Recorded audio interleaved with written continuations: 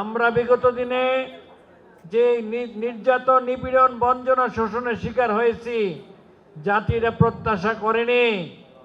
জাতি চেয়েছিল অর্থনৈতিক মুক্তি, গণতান্ত্রিক স্বাধীনতা, সাম্য, তার কিছুই পায়নি। বরঞ্চ আমার দেশের জনগণের টাকাকে লুটপাট করে বিদেশে বেগম পাড়া তৈরি করেছে, দুর্নীতির পাহাড় তৈরি করেছে। তারা সমাজের রন্ধ্রে রন্ধ্রে দুর্নীতিকে ছড়িয়ে দিয়েছে। শুধু তাই নয়, তাদের এতটাই বেপরোয়া হয়েছে, সেন্ট্রাল ব্যাংক, বাংলাদেশ ব্যাংকের যারা অন্যান্য ব্যাংকগুলি কাস্টোডিয়ান, সেই ব্যাংকের গভর্নরও চুরি করে দেশ থেকে পালিয়ে গিয়েছে।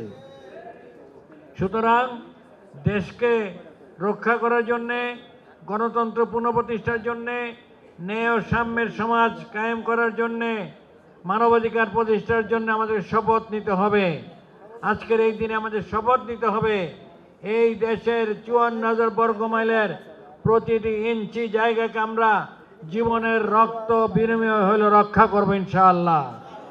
সমস্ত ষড়যন্ত্রের বিরুদ্ধে ঐক্যবদ্ধ হতে হবে।